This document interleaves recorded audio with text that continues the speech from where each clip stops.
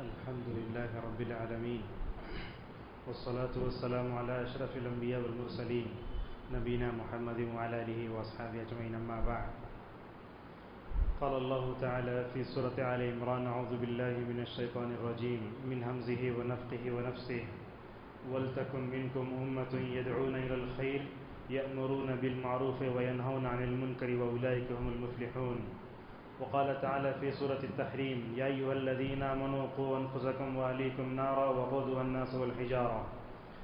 روى الإمام مسلم رحمه الله في صحيح عن أبي الخدري رضي الله عنه قال سمعت رسول الله صلى الله عليه وسلم يقول من رأى منكم منكرا فليغيره بيده فإن لم يستطع فبلسانه فإن لم يستطع بقلبه وذلك أضعف الإيمان. روى الشيخان من حديث عبد الله بن عمر رضي الله عنهما قال عليه الصلاة والسلام في الحديث الطويل كلكم راع وكلكم مسؤول عن رعيته والمرأة راعية في بيت زوجها وولده أو كما قال عليه الصلاة والسلام. اللهم انفعنا بما علمتنا وعلمنا ما ينفعنا وزدنا علما. اللهم إنا نعوذ بك من زوال نعمتك وتحول عافيتك وفجاءة نقمتك وجميع سخطك. معزز علماء کرام، نوجوان دوستوں، امت کے نونہال بچوں اور اسلامی ماں اور بہنوں، ٹھنڈی کے دن ہیں. دل یہ چاہتا ہے کہ مسجد میں نماز ختم ہوتے ہی سیدھے گھر جائیں، کافی پی کے اور ہم کھا کے سو جائیں. اس کے باوجود ماشاءاللہ اتنی ایک بڑی تعداد یہاں جمع ہے. ہم آپ کے یہاں بیٹھنے کی قدر کرتے ہیں اور اللہ سے دعا کرتے ہیں اللہ تعالی ہم سب کو اپنے بگڑتے معاشرے کی اصلاح کی توفیق عطا فرمائے. اللہ تعالی ہم سب کو اپنے بیویوں کی، اپنے بچوں کی، اپنے سامنے جن کو بھی دیکھتے ہیں مسلم بھاؤں اور بہنوں کی ہر ایک کی اصلاح کرنے کی توفیق عطا فرمائے. ہمارا موضوع ہے تقریباً انشاءاللہ ایک آدھے گھنٹے 35 منٹ میں ہم اس کے بارے میں آپ کی گفتگو کریں گے، بگڑتا معاشرہ اور ہماری ذمہ داریاں. موضوع اتنا طویل ہے، قیامت تک بول سکتے ہیں اس موضوع پر. میں تو سمجھتا ہوں کوئی بھی خطیب، کوئی بھی درس دینے والا جب بھی لوگوں کے سامنے خطاب کرتا ہے، عوام کے سامنے خطاب کرتا ہے، اس کا مقصد یہ ہوتا ہے کہ موجودہ معاشرے میں کیا برائیاں پائی جا رہی ہیں، ان برائیوں کا ازالہ کیسے ہونا چاہیے. ماشاءاللہ جس کے پاس بھی ایمان ہے وہ معاشرے کی اصلاح میں جڑا ہوا ہے، اور جس آدمی کو جتنی طاقت، جتنا علم ہے، وہ بھی اپنے معاشرے کی اصلاح میں لگا ہوا ہے. اللہ تبارک و تعالیٰ ماضی میں جن علماء نے اصلاح معاشرے کے لیے کوشش کی، اللہ تعالیٰ ان سب کوششوں قبول فرمائے. اللہ تعالیٰ ہم سب کو ایمانی غیرت دے تاکہ بگڑتے معاشرے کو ہم مکمل طور بچا سکیں. معزز حاضرین، تقریباً 22 یا 21 تاریخ کو وشاکھاپٹنم جانا ہوا تھا. ہر بار میں گئے تو الحمدللہ ایک جہاز میں چڑھنے کا اتفاق ہوا. اب وہ جہاز میں ہم چڑھ رہے تھے تو مجھے ایک حدیث یاد آئی، وہ ہمارے معاشرے سے متعلق ہے. جیسے ہی ہم جہاز کے پہلے فلور پر چڑھے، ماشاءاللہ جہاز چلانے والا اور جہاز کا پورا عملہ مسلمان، اور ان کا تعلق ملک شام سیریا سے ہے. دیکھتے ہی اساتذہ کی ٹیم کو لپٹ لیے. اللہ اکبر، سبحان اللہ، لا الہ الا اللہ. آپ کے چہرے میں دیکھتے ہیں اتنی خوشی ہوتی ہے، وہ آنکھوں سے، وہ خوشی سے ان کی آنکھوں میں آنسو آ گئے. خوشی کے ٹھکانے نہیں. ہمارے بعض اساتذہ کو پیروں میں درد تھا، اس کے حسن استقبال سے ایسا ہوا کہ گردوں کا درد بھی کہ غائب ہو گیا. بولتے ہیں اساتذہ تقریباً 55-60 سال کے اساتذہ بھی تھے، اس میں 4 فلور تک چلے اوپر. اب آ کر دیکھتے ہیں تو غور کرتے ہیں میں کیسے اوپر چڑھا، سمجھ ہی نہیں آ رہا ہے. اب اس میں ہم دیکھتے گئے وہ جہاز کے سارے حصے کو بتانے لگا. تو میں جیسے ہی فرسٹ فلور پہ پہنچا تو مجھے حدیث یہ یاد آئی. اللہ کے نبی صلی اللہ علیہ وسلم فرماتے ہیں بگڑتا معاشرہ کیسے ہوتا ہے، حالات سب کیسے ہوتے ہیں. آپ نے فرمایا، کہا دیکھو ایک جہاز ہے، اس جہاز میں گراؤنڈ فلور میں کچھ لوگ رہتے ہیں. اس کا پہلا حصہ بھی ہے، دوسرا حصہ بھی ہے. اگر گراؤنڈ فلور والے کشتی میں سوراخ ڈالے تو کیا ہوتا؟ سارے لوگ ڈوب جاتے، سارے لوگ ڈوب کے مر جاتے. اس طریقے سے میں جب چڑھ رہا تھا تو مجھے یاد آیا گراؤنڈ فلور کے جو لوگ ہیں ان کو چاہیے کہ وہ اپنے فلور کی حفاظت کریں. اس کے بعد اوپر کا جو فلور ہے وہ اپنی حفاظت کریں. اگر فرسٹ فلور سیکنڈ فلور والے یہ کہیں نہیں بے گراؤنڈ فلور والے ڈب کو چل لیتے، ہم نے کیا بھی نہیں ہوتا، بلا تو نہیں ہوتا. اللہ کے نبی صلی اللہ علیہ وسلم نے فرمایا گراؤنڈ فلور میں رہنے والے لوگ اگر کشتی کو سوراخ سے نہیں بچائے تو پوری کشتی ڈوب کر مر جائے گی. اسی طرح کی بات ہمارے معاشرے کی بھی ہے. اگر ہم بگڑتے معاشرے کو دیکھیں اور خاموش ہو جائیں تو میں سمجھتا ہوں وہ آدمی گونگا شیطان ہے. آئیے اب میں جو آیتیں پڑھا اس کو جو ہے ترجمہ کر کے آگے بڑھاتے ہیں. سب سے پہلی بات یہ ہے، بگڑتے معاشرے کو دیکھ کر ہر مسلمان مایوس ہوتا ضرور ہے، لیکن مایوس کبھی نہیں ہونا چاہیے. حالات کتنے ہی کیوں خراب نہ ہو جائیں، اللہ نے علماء کو رکھا، مصلحین کو رکھا، اللہ نے اصلاح کرنے والوں کو رکھا. یہی تو فرمایا رسول اللہ صلی اللہ علیہ وسلم نے، میری امت میں یہ گروہ ہمیشہ ایسا رہے گا جو حق پر باقی رہے گا اور دنیا کی کوئی بھی طاقت ان کا کچھ بھی بگاڑ نہیں سکتی. لا یضرهم من خذلهم. ابو رضوان محمدی حفظہ اللہ اس حدیث تشریح میں فرماتے ہیں، یہ حدیث ہمیں تسلی دیتی ہے کہ ہر تاریخ کے ہر دور میں ماشاءاللہ اللہ تبارک و تعالیٰ نے کتاب و سنت سے تعلق رکھنے والے علماء کو رکھا. ایسے علماء کو رکھا جنہوں نے ماشاءاللہ بدعتوں کا ماشاءاللہ پوسٹ مارٹم کرتے رہے. لا یضرهم من خذلهم. اصلاح معاشرہ کا کام کرنے والوں کے ساتھ اللہ تعالیٰ کی معیت خاصہ ہے. دنیا کی ہزار کوششیں ان کے خلاف رہیں گی، مگر اللہ تبارک و تعالیٰ کا جب فیصلہ آ جاتا ہے، دنیا کی کوئی کوشش، دنیا کی کوئی بھی سازش اصلاح معاشرہ کا کام کرنے والوں کا بگاڑ نہیں سکتی. معزز حاضرین، آپ دیکھتے ہیں ہمارے معاشرے میں ہماری دو حیثیت ہے، ایک انفرادی زندگی، ایک اجتماعی زندگی. انفرادی کا مطلب انڈیویجول لائف، میری اپنی زندگی. ہر ایک آدمی کو سوچنا چاہیے میں دنیا میں اکیلا آیا، دنیا سے اکیلا جانا ہے، اللہ کے سامنے اکیلے کھڑے ہو کر جواب دینا ہے مجھے. اسی لیے اللہ نے سورہ مریم کے آخر میں کہا وَكُلُّهُمْ آتِيهِ يَوْمَ الْقِيَامَةِ فَرْدًا. قیامت کے دن ہر ایک آدمی اپنے رب کے سامنے اکیلا آئے گا. دنیا میں ہوتا ہے کسی کے سامنے جاتے ہیں تو ہاتھ پکڑ لیتے، پیسے دیتے، وہ کچھ بھی نہیں ہوگا. حشر کی عدالت میں ہر ایک کو جو ہے اکیلے آنا ہوگا. لہذا انفرادی زندگی میں ہم میں ہر ایک کو اپنی اصلاح کی ضرورت ہے. اور دیکھتے ہیں اجتماعی زندگی میں، اجتماعی زندگی کا مطلب کیا ہوتا ہے؟ ہمارے گھر ہیں، ہمارے خاندان، ہماری خواتین، ہماری لڑکیاں، ہمارے بچے، ہمارا خاندان اور قبیلہ، ہم میں سے ہر ایک کو اپنے اپنے بیوی بچوں کی اصلاح کی طرف مکمل طور پر توجہ دینا چاہیے. آج دیکھو جو آیتیں میں نے پڑھی وہ اس کا ترجمہ کرتا ہوں. اللہ تبارک و تعالیٰ آل عمران میں فرماتا ہے تم میں سے ایک گروہ ایسا ہونا چاہیے جو خیر کی طرف دعوت دے، مطلب یأمرون بالمعروف، معروف کا حکم دے، منکرات سے روکے. معروف کس کو کہتے ہیں؟ اہل علم نے کہا معروف کا مطلب یہ ہے وہ اچھی بات جس کو شریعت نے پسند کیا، وہ اچھی بات جس کو عقل مند بھی پسند کرتے ہیں. اس کا تعلق عقیدہ توحید سے بھی ہو سکتا ہے، اخلاق سے بھی ہو سکتا ہے، معاملات سے بھی ہو سکتا ہے. اس کو معروف کہتے ہیں. معروف کا حکم دینا چاہیے. اور اللہ نے اس کے بعد کہا منکر سے روکنا بھی چاہیے. اگر یہ دو کام ہم کریں گے تو کیا ہوگا؟ اللہ نے کہا وَأُولَٰئِكَ هُمُ الْمُفْلِحُونَ، تب ہم کامیاب ہوں گے. اور جو ایک آیت میں نے آپ کے سامنے پڑھی، اللہ تبارک و تعالیٰ اس میں فرماتا ہے، کیا کہتا ہے؟ ایک آیت ہم نے جو ہے شروع میں آپ کے سامنے وَلْتَكُنْ أُمَّةٌ پڑھی، اور ایک آیت ہم نے کون سی پڑھی تھی آپ کے سامنے؟ بھول رہا ہوں. وَلْتَكُنْ مِنْكُمْ أُمَّةٌ يَدْعُونَ إِلَى الْخَيْرِ، ایک آیت ہم نے آپ کے سامنے پڑھی، اور ایک آیت پڑھی تھی. حدیث ہم نے آپ کے سامنے دو حدیثیں پڑھی.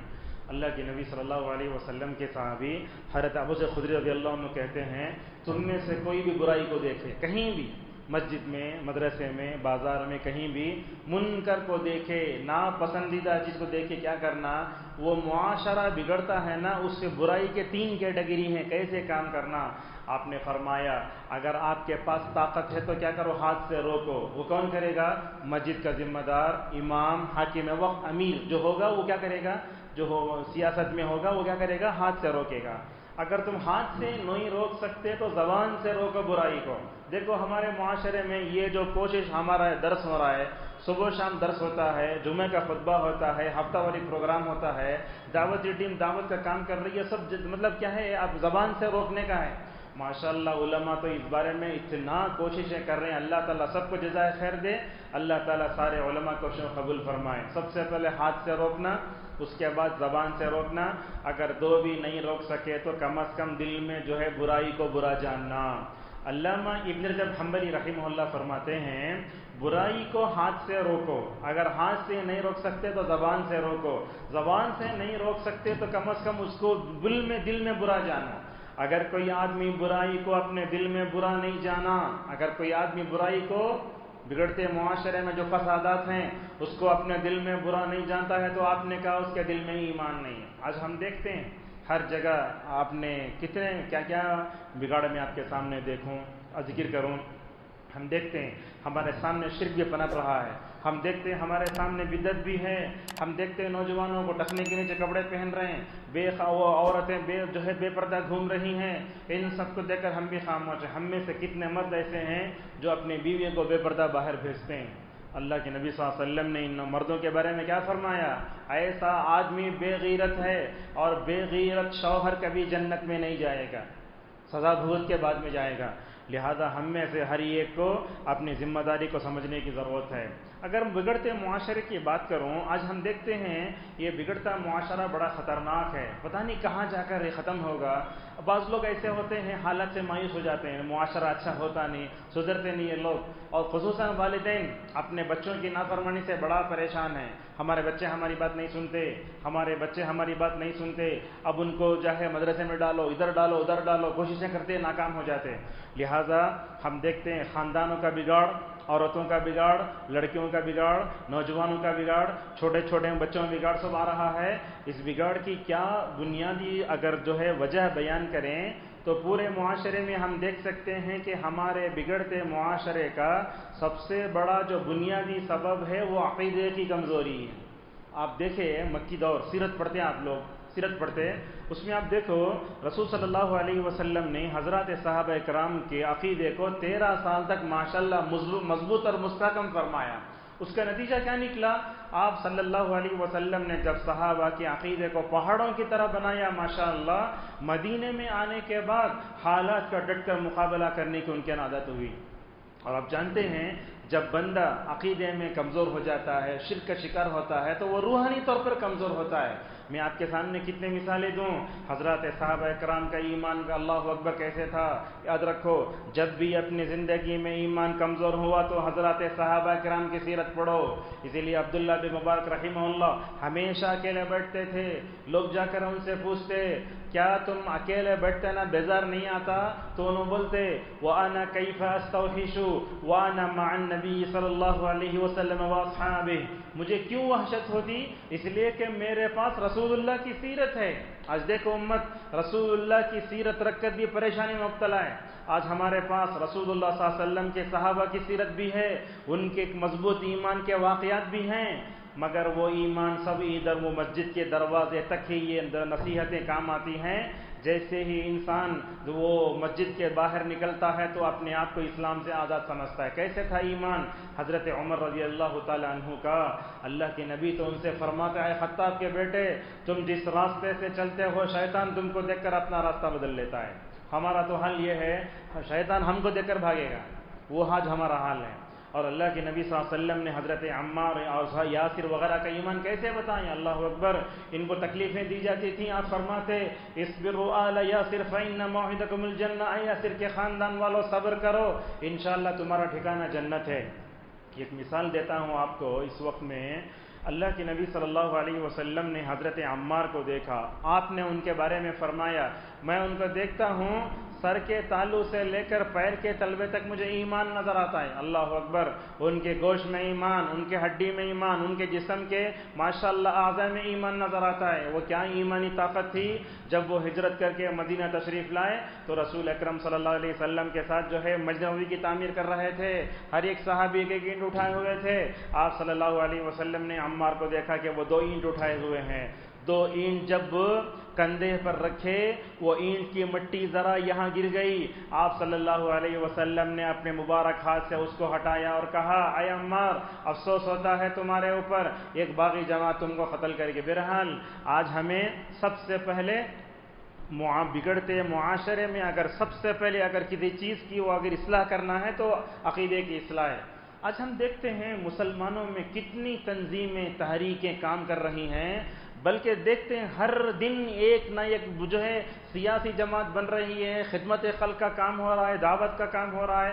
مگر اس ویڈیو کی ریکارڈنگ سے اور میں اس سے پیغام دینا چاہتا ہوں تمام تنظیموں اور تحریکوں کو، ہر ایک جماعت، ہر ایک تنظیم، ہر ایک تحریک اہل حدیث کی طرح وہ کیا کرے، عقیدہ توحید کی طرف دعوت دے۔ آپ دیکھو حضرت نوح علیہ السلام کو حضرت محمد صلی اللہ علیہ وسلم تک جتنے انبیاء تشریف لائے، سب سے پہلے ان نبیوں نے ماشاءاللہ اپنے اقوام کو عقیدہ توحید کا جام پلایا۔ آپ سماجی برائیاں بہت ہیں، وہ قوم ڈنڈی مارتی تھی، وہ قوم میں غیرت نہیں تھی، وہ قوم استہزاء کرتی تھی، انبیاء علیہم الصلوۃ والسلام نے سماجی برائیوں کی طرف توجہ نہیں دی، سب سے پہلے عقیدہ توحید کی طرف اصلاح کی۔ عقیدہ توحید کی اصلاح ہونے سے ہی ہمارا معاشرہ جرائم سے پاک ہو سکتا ہے۔ آج آپ دیکھو ہمارا نوجوان منشیات میں پڑا ہوا ہے، ڈرگس میں پڑا ہوا ہے، اگر ہم ان کی ایمانی تربیت کرتے نا تو حالات ہی نہیں ہوتے۔ یہی تو بتاتے ہیں حضرت جریر بن عبداللہ البجلی رضی اللہ عنہ، دیکھو ہم نوجوان تھے، یہ بات غور سے سنیے، تربیت کرنے والے غور سے سنو علماء وغیرہ، تربیت کی ترتیب ایسے ہوتی ہے۔ جریر رضی اللہ عنہ کہتے ہیں ہم عمر نوجوان تھے، رسول اللہ کے پاس گئے تو آپ صلی اللہ علیہ وسلم نے سب سے پہلے ہمیں ایمان سکھایا، ایمان سکھانے کے بعد قرآن سکھایا، ایمان سکھا کر پلس قرآن سکھانے کے بعد نتیجہ یہ ہوا کہ ہمارے ایمان میں اضافہ ہوا۔ نوجوانوں کی ایمان تربیت ہم نہیں کر رہے ہیں۔ آج کا نوجوان مساجد سے دور ہے، قبرستانوں اور خانقاہوں اور پتہ نہیں مزاروں اور جو ہے عرسوں سے بہت قریب ہے۔ جب ہم ان کی ایمانی تربیت نہیں کریں گے تو ہم ان کو جرائم سے بچا نہیں سکتے۔ کیوں؟ جب کسی بھی آدمی کے اندر ایمان کی طہارت آ جاتی ہے، اس کے اندر جتنی غلی چیزیں ہیں پوروں کا خاتمہ ہو جاتا ہے۔ تربیت میں تربیت کی ترتیب کیسے؟ ایمان پہلے، بعد میں قرآن، کیا ہوتا اس کا نتیجہ کیا ہوتا؟ ماشاءاللہ ایمان میں اضافہ ہو جاتا۔ مستدرک حاکم کی روایت ہے، عبداللہ ابن عمر رضی اللہ عنہما فرماتے ہیں ہمارے زمانے میں میں نے دیکھا یا بعد کے زمانے میں ایسے ہوگا، ایمان چھوڑ ڈال کے سب سے پہلے قرآن سکھائیں گے، بعد میں ایمان سکھائیں گے، وہ تربیت کی ترتیب کام نہیں آتی۔ لہذا آج دیکھتے ہیں تربیت کے لیے پتہ نہیں کیا ہے، خانقاہوں میں لوگ جمع ہو رہے ہیں، بیعت کا سلسلہ چل رہا ہے، دعائیں ہو رہی ہیں، بڑی بڑی کانفرنسیں ہو رہے ہیں۔ اور ایک بات بھی ہے، میں سمجھتا ہوں انفرادی کوششوں کے لیے ہر مسجد میں اگر تربیت گاہ ایسے طرح کے پروگرام کریں بڑا فائدہ ہوگا۔ ہمارے پاس ہوتا یہ ہے، بڑے بڑے لاکھوں روپے جمع کیے جاتے ہیں، 50 علماء کو بلاتے، صبح سے لے کر شام تک کا لمبا پروگرام۔ لوگ کیا کرتے؟ وہاں عمل کی نیت سے سننے والے کم آتے، ورنہ تو ٹائم پاس کرنے والے یا نہیں تو جو ہے وہ تفریح کے لیے آتے ہیں۔ لہذا ہزاروں لاکھوں کروڑوں روپے خرچ کرنے کے بجائے امت انفرادی طور پر کوشش کرے تو میں سمجھتا ہوں بہت اچھا ہوگا۔ اور ایک بات بھی یاد رکھیں، آپ قرآن کا مطالعہ کرو، اللہ تبارک و تعالیٰ یہ بات بتاتا ہے قومیں ہلاک ہوئیں کیوں؟ قومیں کیوں ہلاک ہوئیں؟ ہلاک ہوئی کیوں؟ سب سے پہلے انہوں نے اللہ تعالیٰ کے ایمان کو ٹھکرایا، جو ہے انبیاء کی تکذیب کی، دونوں کے نتیجے میں اللہ نے قوموں کو ہلاک کر کے رکھ دیا۔ بعد میں آتا ہے سماجی برائیوں کا۔ لہٰذا ہم بگڑتے معاشرے میں اگر دیکھیں، سب سے پہلے بنیادی چیز امت کے اندر یہ جو جہالت کی، عقیدے کی جہالت ہے، وہ سب سے بنیادی ہے۔ آج لوگوں کو پوچھو لا الہ الا اللہ کا معنی کیا ہے، نہیں کرتے، ترجمہ ایسا کرتے، لا الہ الا اللہ کا معنی اللہ کے علاوہ کوئی معبود نہیں، یہ ترجمہ غلط ہے۔ لا الہ الا اللہ کا مطلب اللہ کے علاوہ کوئی سچا معبود نہیں، اللہ کے علاوہ کوئی معبود برحق نہیں ہے۔ یہ لا الہ الا اللہ کے بارے میں علامہ ابن حزم اور سلیمان رحیلی حفظہ اللہ ایک بات بتاتے ہیں، کلمہ دیکھو، سبحان اللہ، اللہ اکبر، الحمدللہ، یہ بولنے کے لیے ہونٹوں کو حرکت دینا پڑتا، مگر لا الہ الا اللہ اتنا آسان کلمہ ہے، اس کو ہونٹوں کو حرکت دینے کی ضرورت بھی نہیں پڑتی۔ آپ لوگ ذرا بول کے دیکھو، منہ کھولیے سب، لا الہ الا اللہ، دیکھ ہونٹ نہیں مل رہے ہیں، اللہ اکبر، یہ کلمہ اتنا آسان ہے، ہونٹوں کو حرکت دینے کی ضرورت بھی نہیں ہے۔ لہٰذا آج اس کلمے پر محنت کرنے کی ضرورت ہے، لا الہ الا اللہ محمد رسول اللہ، یہ بہت اہم ہے۔ دیکھو انسان دنیا میں آتا ہے، اذان دی جاتی ہے اس کے کان میں، اگرچہ حدیث ضعیف ہے، علامہ ابن القیم رحمہ اللہ کہتے ہیں کہ امت کا عمل تواتر سے ہے، سب سے پہلے کان میں توحید پڑتی، اس کے بعد جب وہ پڑھ مرتا ہے اس وقت اسے بولتے لا الہ الا اللہ، لا الہ الا اللہ کی تلقین کرو۔ دیکھو دنیا میں آئے لا الہ الا اللہ، دنیا سے جا رہے لا الہ الا اللہ، اب جب جائیں گے تو لا الہ الا اللہ، یہی جنت کی چابی کے وہ مطلب اسے کیا بولتے، جنت کی چابی ہے، اس کے وہ مطلب کنجیاں ہیں، اس کے کانٹے ہیں جس کی وجہ سے مکمل طور پر کھول سکتے ہیں۔ لہذا لا الہ الا اللہ پہ محنت کرو۔ اور یہ کلمہ توحید میں دیکھو لا الہ الا اللہ کا معنی کیا، اس کی شرطیں کیا، اس کے تقاضے کیا، وہ پورا جاننا چاہیے۔ رسول اکرم صلی اللہ علیہ وسلم نے مکی دور میں صفا کے پہاڑی پر کھڑے ہو کر کیا کہا؟ کہا یا ایھا الناس، اے لوگو لا الہ الا اللہ پڑھو۔ لا الہ الا اللہ کا اقرار زبان سے بھی ہونا، دل سے بھی ہونا۔ اگر آپ دل سے کر لیے زبان کو چھوڑ ڈالے، زبان سے کر لیے دل سے چھوڑے، وہ جسے کہا قرد نے کہہ بھی دیا لا الہ تو کیا حاصل؟ دل و نگاہ مسلمان نہیں تو کچھ بھی نہیں۔ تو آپ نے کیا کہا؟ لا الہ الا اللہ پڑھو۔ اس کے دو فائدے دیکھو گے تم۔ ایک تو کیا ہوگا؟ تدین لکم العرب والعجم، کہا تم دنیا اور آخرت میں کامیاب ہو جاؤ گے۔ اور اس کلمے کا فائدہ یہ ہوگا کہ عرب و عجم ماشاءاللہ تمہارے سامنے گھٹنے ٹیکنے پر مجبور ہو جائیں گے۔ آپ بتاؤ، حضرت نوح علیہ السلام اس کلمے کو پکڑے تو ماشاءاللہ 950 سال تک ماشاءاللہ کامیاب رہے۔ اللہ کے نبی صلی اللہ علیہ وسلم کو دیکھو، مکی دور میں 13 سال تک اس کلمے پر محنت کی، ماشاءاللہ مدینے میں آتے ہی کلمہ طیبہ کا تقاضا یہ ہوا، 27 زیادہ جنگیں آپ لڑی، مگر ہر جنگ میں ماشاءاللہ اللہ تبارک تعالیٰ نے فتح و نصرت کے پرواز جو ہے، فتح و نصرت کے پروانے رسول اکرم صلی اللہ علیہ وسلم کو عطا فرمائے۔ یہی تو تھا ابو بکر کا عقیدہ، حضرت عمر کا، حضرت عثمان کا، علی کا، ہمارے اسلاف کا عقیدہ ماشاءاللہ مضبوط تھا۔ لہٰذا عقیدے پر محنت کرنے کی بہت ضرورت ہے۔ ایک بات آپ کو بتاتا ہوں، دنیا میں جب ہم عقیدے کے بارے میں گفتگو کرتے تو لوگ کیا سمجھ جاتے یہ عقیدے پر گفتگو کرنا خالی اہل حدیثوں کا کام ہے۔ وہ نہیں ہے۔ اہل حدیث کس کو بولتے؟ جو صحابہ کے، رسول اللہ کے، اسلاف کے نقش قدم پر چل کر کلمہ توحید کی تبلیغ کرتا ہے۔ یہ کلمہ توحید ہمارا نہیں ہے، کلمہ توحید سب کا ہے، سب کو مکمل طور پر عام کرنا چاہیے۔ اور یہ بات جاننا چاہیے ہمیں، کلمہ توحید لا الہ الا اللہ کا اقرار کرنے کے بعد ہمیں اپنے آپ کو مکمل اللہ کے حوالے کرنا ہے۔ محمد رسول اللہ پڑھ کر ہمیں رسول اکرم صلی اللہ علیہ وسلم کے حوالے کرنا ہے۔ لہذا امت سب سے پہلے عقیدہ توحید کو درست کرے، اور آپ لوگوں کی ذمہ داری اپنے گھر میں، اپنی بیوی میں، اپنے بچوں میں، اپنے خاندان و قبیلے میں جہاں کہیں عقیدے کی غلطی دیکھتے ہیں ماشاءاللہ اچھے انداز سے مکمل طور پر توجہ دیں۔ آپ لوگ واٹس ایپ کے میسیج دیکھتے ہوں گے، لیکن بعض میسیج ماشاءاللہ بڑے اچھے ہوتے ہیں۔ دیکھو، پوری دنیا سے لوگ گمراہ کرنے آتے ہیں، اس وقت کیا ہوتا معلوم ہے؟ ماشاءاللہ مطاف میں کھڑے ہو کر کچھ عرب لوگوں کو آپ نے دیکھا ہے اپنے ہاتھ میں خینچی رکھے ہیں، ویڈیوز بہت آئے۔ ایک آدمی کے ہاتھ میں تعویذ ہے، بولے ہذا حرام، کٹ کے پھینک دیا۔ اب ایک بریلوی ہے، وہ اپنے بچوں کو گود میں اٹھا ہوا ہے، اس کے گلے میں تعویذ ہے، من تعلق تمیمۃ فقد اشرک، جس نے تعویذ لٹکایا اس نے شرک کیا، ماشاءاللہ کاٹ کے پھینک دیتے ہیں۔ اب مجھے بھی معلوم ہے، میں تقریباً 7ویں جماعت میں پڑھ رہا تھا عمر آباد میں، 7ویں یا 6 میں، 98-99 کی بات ہے۔ ہمارے حیدرآباد کے ایک ساتھی تھے، وہ تمل ناڈو کے کسی مطلب گاؤں میں خطبہ دینے کے لیے گئے تھے۔ خطبہ دیا اس پر، تعویذ پر، اور تعویذ پر خطبہ دینے کے بعد ماشاءاللہ کیا معلوم ہے؟ بڑی حکمت سے لوگوں کو سمجھایا، لوگ نہیں سمجھے۔ بات کیا کیے؟ مسجد کے سارے دروازے بند کر کے باہر آگے بیٹھ گئے۔ وہ ہمارے ساتھی بولے جو بھی آدمی تعویذ لٹکاتا جب تک انہیں نہیں کاٹتا مسجد سے باہر جانے نہیں دیتے اسے۔ ماشاءاللہ سب لوگ گئے، پورے 120 تعویذیں لے کر آئے۔ اللہ کے نبی فرماتے ہیں جو آدمی تعویذ لٹکاتا ہے، شرک کرتا ہے، اگر آپ کسی کو شرک سے بھی ماشاءاللہ پاک کراتے ہیں تو بڑی آپ کو ثواب ملے گا۔ تعویذ کے بارے میں آگے بتاتے ہیں، تعویذ لٹکانا شرک اصغر ہے، مگر اس کے بارے میں نفع کا عقیدہ رکھنا یہ شرک اکبر ہے۔ آج ہم دیکھتے ہیں چھوٹی چھوٹی ہر بات پر لوگ تعویذ لٹکاتے ہیں۔ ایک مرتبہ کیار پورم ریلوے اسٹیشن پر میں اور میرے بھائی عبد الوکیل اترے تو ہم لوگوں کو کھانے کی ضرورت پڑی، ایک ہوٹل میں گئے، جا کر کھا لیے۔ واپس آنے کے بعد ہم اس کے بعد پیسے دینے سے پہلے ہم ان سے بولے کیوں آپ یہ تعویذ لٹکائے ہیں؟ تو بولتا ہے اصل میں میرے بیوی کا جو ہے تقریباً شادی کے 6 مہینے بعد انتقال ہو گیا، اب لوگ بولے یہ تعویذ جب تک نہیں بنتے دوسری شادی نہیں ہوتی۔ تو میرا بھائی کیا کیا، وہاں کھڑے ہو کر تعویذ جب تک نہیں نکالتے ہمیں تم نہ پیسے نہیں دیتے، ماشاءاللہ وہ پیاز کاٹنے کی چاقو لگے نکال کے پھینک دیا۔ تو اس طریقے ہم بتانا کیا چاہتے ہیں، حکمت سے کام کرو اور جو ہے ان کے لیے موجود دعا کرو۔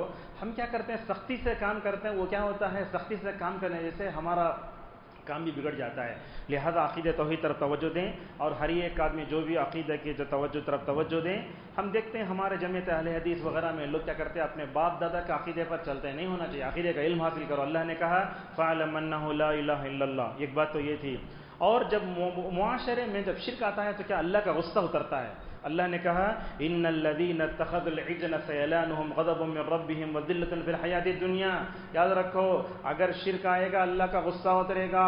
ہمارے پاس معاشرے میں شرک کے جتنے مظاہر ہیں ہم دیکھتے ہیں کہ شرک کے ان مظاہر کو دیکھ کر ہم نے خاموشی اختیار کی. ہمارا معاشرہ غضب الہی کا شکار ہے. اللہ تعالیٰ کو غصہ دلانے والی چیزیں اپنے معاشرے میں رکھ لے کے امت مسلمہ اللہ تبارک و تعالیٰ سے رحمت، نصرت، مغفرت، رحمت سب کا اگر تو جو ہے وہ انتظار کرتی ہے تو کچھ ہو سکتا ہے کیا؟ اس کی مثال کیسے معلوم؟ اپنا موبائل فلائٹ موڈ میں ڈال کے آپ بولتے ہیں نیٹ ورک آنا نہیں آتا. اس کی مثال یہی ہے، میں ہمیشہ دیتا ہوں یہ. تو اس طریقے سے اللہ تعالیٰ کو غصہ دلانے والی جتنی چیزیں ہیں ہمارے معاشرے سے پاک ہونا چاہیے اور شرک کی ذرّی آمیزش نہیں ہونا چاہیے. دیکھو امت توحید میں مضبوط تھی تو روحانی طور پر انسان طاقتور ہوتا، سمجھتے ہیں آپ؟ لیکن جب امت توحید سے ہٹی، شرک میں پڑی، آج ہمارا مسلمان روحانی طور پر کمزور ہے. معمولی اگر ہمارے گھروں میں وہ مطلب کوکر پھٹ گیا تو ہم بھاگ جاتے ہیں. معمولی چیز دیکھو کیا ہے، کچھ بھی نہیں ہے. اللہ کے نبی صلی اللہ علیہ وسلم کیسے تھے، صحابہ کیسے تھے، واقعہ سناتا ہوں آپ کو انشاءاللہ. 10 منٹ میں اپنی بات کو سمیٹ لیتے ہیں. حضرت سفینہ رضی اللہ عنہ تھے، ایک اللہ کے نبی صلی اللہ علیہ وسلم کے غلام. ایک دن کیا کیے، وہ اپنے ساتھ سارے قافلہ والوں کا سامان رکھ کر سارے قافلے کے ساتھ چل کر جا رہے تھے. اب جس کے پاس سامان ہوتا وہ آہستہ چلے گا، جس کے پاس سامان نہیں ہے وہ جلدی جلدی چلے گئے. سامنے والے جلدی جلدی نکل گئے. حضرت سفینہ رضی اللہ عنہ کے پاس پورا سامان تھا، وہ سامان لیے اپنے قافلے سے بچھڑ کر سیدھے جنگل پہنچ گئے. اللہ اکبر. مستدرک حاکم کی روایت ہے. بعض لوگ کیا ہوتا ہے کرامت سنا تو بولتے کہاں سے آئی کرامت یہ. ایک خطبہ حیدرآباد میں خطبہ ہوا تقریباً 1 مہینہ پہلے. ایک مصلی آ کے بولتے ہیں مولوی صاحب یہ کرامت سب سناؤ مجھے. حالانکہ صحیح کرامت ہے. عبد القادر جیلانی ان کی کرامتوں کی دلیل نہیں ہے. اس کے مد مقابل میں ہم دیکھتے ہیں ہمارے سلفی بھائی اگر کرامت صحیح روایت سے آئی تو بھی نعوذ باللہ اس کا انکار کر دیتے ہیں. علامہ ابن تیمیہ نے اس جو ہے کرامت کو ذکر کیا ہے. جیسے ہی وہ جنگل پہنچے سامنے شیر کھڑا ہے، ہمارا کیا حال ہوتا، مر جاتے، موت آنے سے پہلے مر جاتے. ویسے نہیں تھے. سفینہ رضی اللہ عنہ نے کہا یا ابا الحارث انا مولا رسول اللہ صلی اللہ علیہ وسلم. اے شیر سن لے، میں رسول اللہ کا غلام ہوں. اللہ اکبر. رسول اللہ کا نام سننا تھا. کہتے ہیں سفینہ رضی اللہ عنہ شیر درندگی چھوڑ کر جیسے کتے کو بسکٹ دار تو پیچھے بھاگتا تھا، وہ اپنی دم ہلا لے کے پیچھے کھڑا ہو گیا. کیا ایمان تھا. شیروں کو ڈراتے تھے ہمارے حضرات صحابہ کرام. اس کے بعد سفینہ رضی اللہ عنہ کہتے ہیں وہ شیر میرے لیے میپ کا کام کیا. میں کیا کیا، میں اپنے پورے بیگ اس کے اوپر رکھا، میں جس قافلے سے بچھڑا تھا اس قافلے تک ماشاءاللہ پہنچا دیا. تو اس سے کیا معلوم ہوتا ہے ہمارا ایمان ایسے ہونا چاہیے. اگر ہم وقت پڑے تو ہم شیروں کا بھی مقابلہ کریں. اگر ہمارا ایمان ایسے ہونا اس میں ذرہ برابر ذلہ پیدا نہیں ہونا چاہیے. پورے معاشرے کے بگاڑ کا دوسرا بڑا سبب یہ ہے ہم اپنی زندگی میں اللہ کی نافرمانی زیادہ کرتے ہیں، فرما برداری کم کرتے ہیں. پہلی صف میں نماز پڑھ لینا کوئی کمال کی بات نہیں ہے. پہلی صف میں نماز پڑھنا یہ اللہ کا حق ہے، لیکن اللہ کے حق کے ساتھ ساتھ بندوں کے حقوق کو ادا کرنا بھی بہت ضروری ہے. آج آپ دیکھو نمازت امت مسلمہ کا کیا حال ہے. ایک یہودی امت مسلمہ کے بارے میں بولتا ہے امت مسلمہ نماز فجر چھوڑی اس لیے وہ زوال کا شکار ہے. امت مسلمہ اگر دوبارہ نماز فجر پڑھنے کا اگر جو ہے وہ ارادہ کر رہی ہے، وہ یہودی بولتا سب کے سامنے کھڑے ہو کر وہ ہماری وہ پیروں کے نیچے زمین ہے اس کی بھی وہ مالک ہو جائیں گی. لہذا سب سے پہلے ہم نمازوں کے نظام کو درست کریں. مرد کو چاہیے کہ وہ اپنی نمازیں باجماعت یہاں کر پڑھنے کی کوشش کرے. کیوں؟ اس لیے کہ حضرات صحابہ کرام نے نبی نصب نمازوں کے سسٹم کو بہت پکا کیا تھا. اللہ نے کہا دیکھو الذین ان مکناہم فی الارض اقاموا الصلاۃ وآتوا الزکاۃ وامروا بالمعروف ونہوا عن المنکر وللہ عاقبۃ الامور. نماز پڑھنا، زکوٰۃ دینا اور اس کے بعد معروف کا حکم دینا، منکرات سے روکنا، تب چلے تو اللہ تبارک تعالیٰ ہمارے معاشرے کو اچھا کرتا ہے. لہذا ہم اپنے فرائض و واجبات کو ادا کریں، سنن و رواتب کا اہتمام کریں.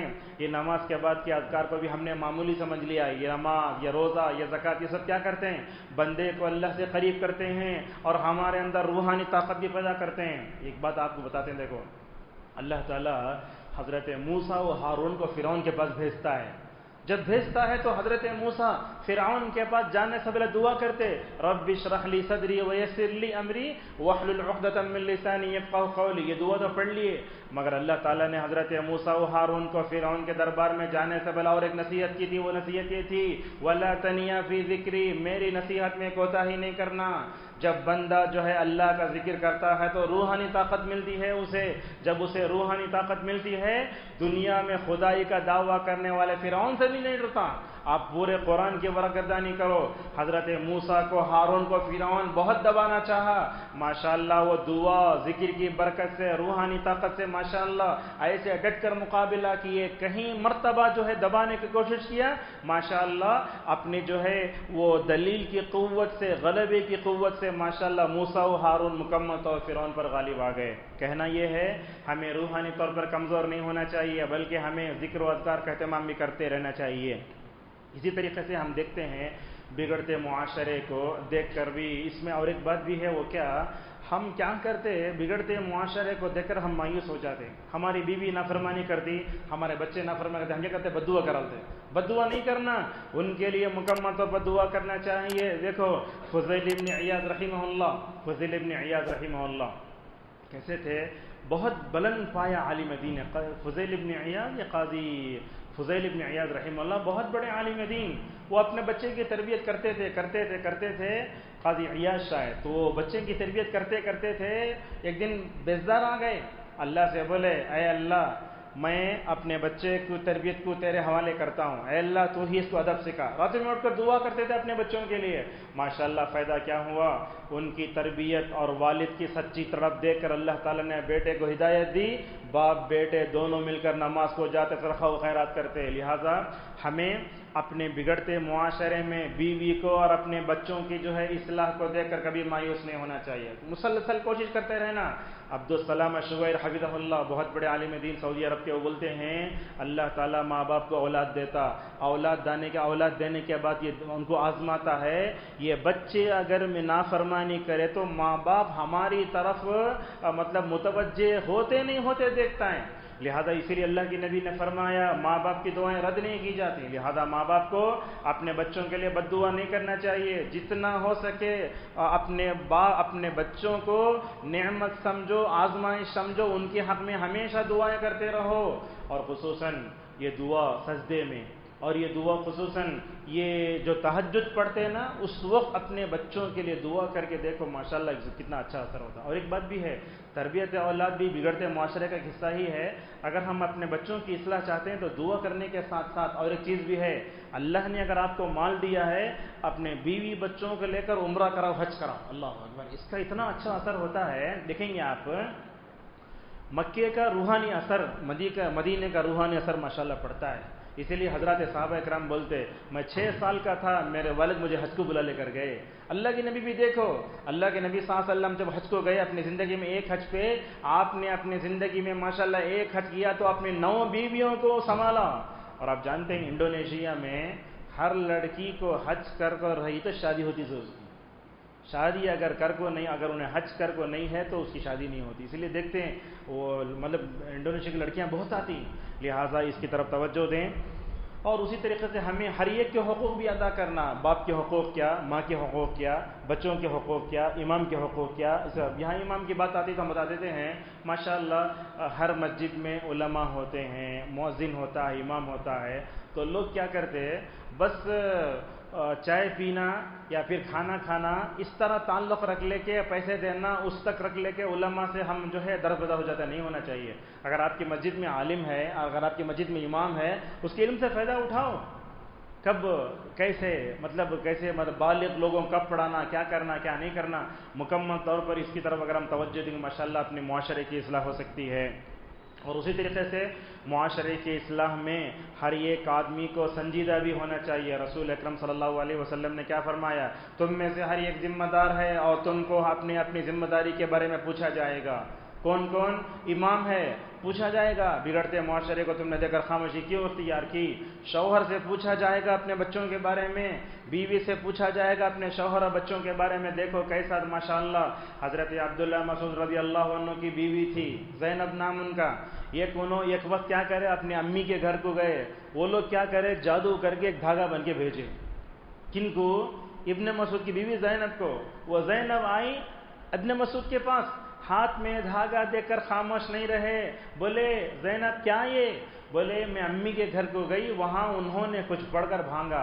فوراً کٹ کر کے بولے عبداللہ کا خاندان ماشاءاللہ شرک سے پاک ہے۔ تو اس طرف توجہ دیں آپ۔ ہم کیا کرتے ہیں، حکمت و مصلحت کے نام پر کا رشتہ کٹ جاتا کہ کیا ہوتا کہ نہیں، رشتے نہیں کاٹنا، حکمت سے، مصلحت سے، محبت سے، پیار سے ان کے حق میں دعا کر کے مکمل طور پر سامنے والے کی اصلاح کی طرف توجہ دینا بہت ضروری ہے۔ اور بگڑتے معاشرے میں ہر ایک آدمی سنجیدہ ہو جائے، باپ کو سنجیدہ ہونا چاہیے، ماں کو سنجیدہ ہونا چاہیے۔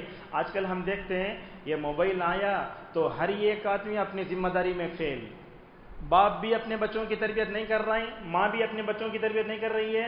بس کیا کرتے ہیں ماں باپ، اپنے بچوں سے شرارت سے نجات پانے کے لیے ان کو موبائل دے دیتے ہیں، اب وہ جا کر کیا دیکھ رہے ہیں کیا نہیں دیکھ رہے ہیں سمجھ میں نہیں آتا۔ لہٰذا ہر ایک کی طرف توجہ دیں۔ اور ایک بات یاد رکھو، اصلاح معاشرے کی کوشش ویسے کرنا چاہیے جیسے نبیوں نے فرمائی، توحید پہلے، بعد میں سماجی برائیاں، اور توحید اور اصلاح معاشرہ کے وہی اصول ہمیں اپنانا چاہیے جو قرآن نے دیا۔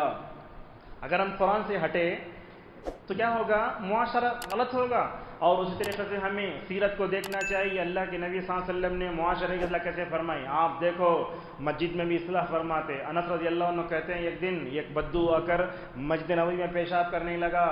ہمارے پاس ہوتا، اگر کوئی آدمی اپنے بچے کو لایا اور وہ بچہ اگر پیشاب کر دیا تو باپ کو اس طرح ڈانٹتے، انہیں بھی نہیں آنا، اپنے بچوں کو لے کر بھی نہیں آنا۔ اللہ کے نبی ایسا نہیں کرتے تھے۔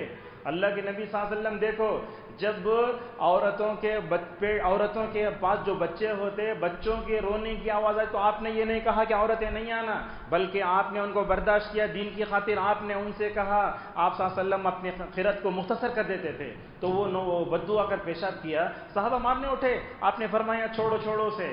بعد میں رسول اکرم صلی اللہ علیہ وسلم نے برائی کو کیسے حل کیا، دیکھو ایک پانی لا کر بہا دیا اور بعد میں اس کو بلا کر سمجھایا۔ لہٰذا ہمارے معاشرے میں ہوتا کیا ہے، ایک چھوٹا سا منکر ہوتا ہے اس کو بڑا کیا جاتا ہے، یہ بھی نہیں کرنا چاہیے۔ علامہ ابن تیمیہ رحمہ اللہ کہتے ہیں منکر جیسا منکر کو ازالہ کرنے کا ضابطہ بھی اسی کے برابر مطابق ہونا چاہیے۔ اگر نرمی کی جگہ نرمی ہو تو نرمی کرنا، سختی کی جگہ سختی ہو تو سختی کرنا۔ دیکھو ایک مرتبہ مسجد میں معاویہ بن حکم السلمی رضی اللہ عنہ کیا کرے، جیسے ہی وہ ان کو مطلب نماز میں چھینک گئی الحمدللہ بول رہے ہیں۔ اب پورے صحابہ نماز پورے صحابہ اکرام نماز ختم ہونے کے بعد گھور رہے ان کو۔ معاویہ بن حکم السلمی رضی اللہ عنہ لائٹ لے اسے، کیا ابھی نہیں کر سکتے، اس لیے کہ نبی موجود ہیں۔ نبی کیا کریں گے، معاشرے کی اصلاح کریں گے۔ آپ صلی اللہ علیہ وسلم کے پاس گئے معاویہ بن حکم السلمی رضی اللہ عنہ، تو اللہ کے نبی صلی اللہ علیہ وسلم نے ان کو بتایا ہوگا بڑے نرمی سے، وہ تربیت کے طریقے پر قربان جاؤ۔ معاویہ رضی اللہ عنہ کہتے ہیں ما رأیت احسن معلما منہ، آپ نے معاشرے میں جو انکار منکر کا جو طریقہ اختیار کیا نا، اس سے بہتر طریقہ میں نے ماشاءاللہ نہیں دیکھا۔ کتنے مثالیں ہم آپ کے سامنے دیں۔ یاد رکھو یہ بات، معاشرے کی اصلاح کرنا ہے، نرمی کی جگہ نرمی، سختی کی جگہ سختی۔ اللہ کے نبی بیٹھے ہیں، عائشہ بیٹھی ہیں، یہود آ کر بولتے ہیں اے محمد تم مر جاؤ۔ آگے کسی شوہر کے سامنے، بیوی کے سامنے آ کر شوہر کو بولے تو انہیں دلندر بول کے مارل دی انہیں جان سے۔ حضرت عائشہ رضی اللہ عنہ کے سامنے آ کر بولے اے محمد تم مر جاؤ، تو حضرت عائشہ کو غصہ آیا، یہودی تم مر جاؤ۔ آپ نے فرمایا عائشہ عائشہ ذرا کنٹرول رکھو اپنے آپ پر، یاد رکھو جس کام میں جو ہے نرمی ہوتی ہے وہ کام بنتا ہے، جس کام میں سختی ہوتی ہے وہ کام بگڑ جاتا ہے۔ اور آپ نے اس موقع پر عائشہ رضی اللہ عنہ کا ایک جملہ کہا تھا، عائشہ یاد رکھو انہوں نے میرے حق میں جو بد دعا کی وہ تو کبھی قبول نہیں۔ لہٰذا ہم سختی کی جگہ سختی، نرمی کی جگہ نرمی۔ ہمارے پاس بھی ہوتا ہے، بچے مسجد کو آتے ہیں، وہ رمضان میں خود دیکھتے ایک لکڑی وہ رکھ کر، ایک آدمی کو رکھ کر بچوں کو بجانا، انہوں آنا چاہیے قریب میں۔ یاد رکھو آج کے بچے جب مسجد کو آتے ہیں وہ سوشل میڈیا چھوڑ کر آتے ہیں، لہذا ہم ان اچھے انداز سلوک کے تو ماشاءاللہ کیا ہوگا، اچھا ہوگا۔ دیکھو اللہ کے نبی صلی اللہ علیہ وسلم بچوں کو مسجد سے جوڑتے تھے، حسن کو اٹھا لیتے، حسین کو اٹھا لیتے، کبھی امامہ کو اٹھاتے، کیوں؟ اس لیے کہ بڑے ہو کر ان کو معلوم ہوگا ہم اپنے نانا کے بچپن سے نماز پڑھ کے ہیں، اسی لیے ماشاءاللہ ان کے اندر بھی نماز پڑھنے کا مکمل جذبہ پیدا ہوگا۔ لہذا مسجد سے بھی ماشاءاللہ انکار منکر کا کام ہونا چاہیے، علماء سے آپ جڑے رہو، علماء سے مکمل طور پر جو ہے نماز عصر کے بعد فجر کے بعد قرآن پڑھنا نہیں آتا کچھ بھی نہیں آتا تو آپ مکمل طور پر علماء سے جڑ کر رہو۔ آپ دیکھتے نہیں ایک ڈالی اگر ٹوٹ جاتی ہے تو وہ سوکھ جاتی ہے، آج کے پورے عوام کی مثال ایسی ہے۔ پے بسترہ شجر سے امید بہار رکھ، اگر آپ علماء سے جڑے رہیں گے تو آپ کے سارے مسائل حل، اگر آپ علماء سے نہیں جڑ کے ہیں، ان کے جو ہے عدم احترام کرتے، ان کی غلطیوں کو پکڑنے اگر آپ بیٹھے ہیں تو معاملہ کچھ بھی حل نہیں ہوگا۔ لہذا نرمی کی جگہ نرمی، سختی کی جگہ سختی۔ سختی کی جگہ دیکھو ایک مثال دیتے ہیں، اللہ کے نبی صلی اللہ علیہ وسلم نے مسجد نبوی کی دیوار میں ایک مرتبہ تھوک دیکھا، آپ کا چہرہ غصے سے سرخ ہو گیا۔ اگر یہ چاہتے تو غصہ وہ بدو پر کر سکتے تھے جس نے پیشاب کیا تھا، مگر اللہ کے نبی صلی اللہ علیہ وسلم نے اس موقع پر کہا تھا البصاق فی المسجد کفار خطیۃ وکفار دفنها، اس کو تھوکنا، مسجد میں تھوکنا جو ہے گناہ ہے، اس کو دفن کرنا ہی مکمل طور پر اس کا کفارہ ہے۔ لہذا ہم سختی کی جگہ سختی کرو، نرمی کی جگہ نرمی کرو، حکمت سے مکمل طور پیش آؤ اور محبت سے بھی تربیت کرو۔ آج ہم تربیت کرنے جاتے، اصلاح معاشرہ کام کرنے جاتے، خطبہ دینے والا خطبہ دیتا، انہیں ایسی صورت بناتا، دیکھنے والے اسے دیکھ لے بیزار ہو جاتے۔ نہیں ہونا چاہیے، محبت سے پیش آؤ۔ دیکھو یہودیوں کو، نصارہ کو، فلاں کو کیسے محبت سے پیش آتے، وہ باطل پر رہ کر کام ہو جاتے، مگر ہم جو ہے اسلام پر رہ کر، توحید پر رہ کر بھی ہم مکمل طور پر نہیں ہوتے۔ آج کے درس کی آخری چیز ہے اصلاح معاشرہ کے اگر کام کرنا ہے تو یاد رکھو معاشرہ غلط کتابوں سے بگڑتا ہے۔ آج ہمارے لوگوں کو دیکھتے ہیں غلط کتابیں پڑھ لیتے ہیں، پتہ نہیں کہاں سے آتے، کون کہاں سے لے کر آتے۔ نہیں ہونا چاہیے، کون سی کتاب پڑھنا، کس کی کتاب پڑھنا، یہ پورے علماء سے پوچھ کر پڑھنا۔ کبھی ایسا ہوتا آپ ڈاکٹر کے اگر نصیحت کے بغیر وہ میڈیکل سے لے کر جا کر دوا کھا لیا تو آپ کی طبیعت پر اثر پڑتا، برا اثر۔ ایسا ہی علماء بھی صحیح کتابیں ماشاءاللہ کوسی کتابیں ہمارے گھروں میں ہونا چاہیے۔ قرآن کا ترجمہ احسن البیان یا ثناء اللہ امرتسری کا ترجمہ کوئی بھی ہے، ہمارے گھروں میں ریاض الصالحین چاہیے، ہمارے گھروں میں بلوغ المرام چاہیے، ہمارے گھروں میں مکمل طور پر اسلامی طرز زندگی، اربعین نوویہ، عقیدے کی کتابیں، اور ہماری عورتوں کے لیے بھی جو ہے کتابیں مکمل طور پر ہونا چاہیے۔ ہم تو کیا کرتے ہیں، صرف PDF میں پڑھ لیتے ہیں اور اس کتابیں خریدتے بھی نہیں، اور انسانوں کو آج مطالعہ کرنے کی جو ہے مکمل طور پر وہ احساس بھی نہیں ہے۔ لہٰذا اپنے گھروں میں درس قرآن کا ماحول پیدا کرو۔ کوئی بھی عالم ہے اپنے گھروں میں گیٹ ٹوگیدر ہوتا نا، سمجھتے نا آپ، سارے گھر والے جمع ہوتے نا، سارے گھر والے جمع ہو کر بریانی کھاؤ، مٹھا کھاؤ، سب کھاؤ، مگر شروع میں یا آخر میں تصغیر کے نام پر جو ہے اپنے گھر والوں کی اصلاح کی مکمل طور پر کوشش کرو۔ رسول اکرم صلی اللہ علیہ وسلم پر یہ آیت اتری وَأَنذِرْ عَشِيرَتَكَ الْأَقْرَبِينَ، اللہ کے نبی اپنے پڑوسیوں کو ڈراؤ، اپنے رشتہ داروں کو ڈراؤ۔ اللہ کے نبی صلی اللہ علیہ وسلم صفا پہاڑی پر چڑھ گئے، آپ نے صفیہ کو بلایا، بنو عبد مناف کو بلایا، فاطمہ کو بلایا، کہا فاطمہ جو کچھ لینا ہے لڑو، قیامت میں تمہارے کام نہیں آؤں گا۔ بہرحال ہر ایک آدمی ذمہ دار ہے اور اس کو قیامت سے اپنی ذمہ داری کے بارے میں پوچھا جائے گا۔ اگر ہم بگڑتے معاشرے میں مایوس ہو جائیں، اپنے بیوی سے، بچوں سے، رشتہ داروں سے مایوس کبھی نہیں ہونا چاہیے۔ کام کرتے جاؤ اور علماء کے لیے اہم کام یہ ہے ہم جو لوگ بگڑے ہوئے ہیں ان کی ہدایت کے لیے مکمل طور پر دعا کریں۔ اللہ کے نبی یہی تو کرتے تھے۔ اس حدیث پر اپنی بات کو ختم کرتا ہوں۔ حضرت ابو امامہ الباہلی رضی اللہ عنہ کہتے ہیں رسول اکرم صلی اللہ علیہ وسلم کے پاس ایک نوجوان آیا قریش کا۔ ابھی جتنے لوگ بیٹھے ہیں اگر کوئی اٹھ کر اگر میرے سے یہ پوچھے مولوی صاحب مجھے رات میں زنا کی اجازت دیتے آپ، تو کیا کروں گا میں اس کے ساتھ؟ ایسا تھوکوں گا انہیں سرچ نہیں اٹھانا۔ اللہ کے نبی ایسے نہیں تھے۔ ہمارے معاشرے میں جو لوگ غلط ہیں وہ دو قسم کے ہیں، ایک پڑھے لکھے اور جاہل۔ جاہلوں کے ساتھ نرمی کا مکمل طور پر اختیار کرنا چاہیے۔ جیسے ہی زنا کی اجازت مانگے صحابہ مارنے اٹھے، آپ نے فرمایا چھوڑو اسے، قریب آنے دو۔ یاد رکھو گنہگار سے ہمیں نفرت نہیں کرنا، گنہگار کے گناہ سے نفرت کرنا چاہیے۔ اللہ کے نبی نے اسے قریب بلایا، ماشاءاللہ جب قریب بلایا تو گھٹنے سے گھٹنے لگائے، ماشاءاللہ نفسیاتی طور پر کیا اثر ہوا اس کے دل پر۔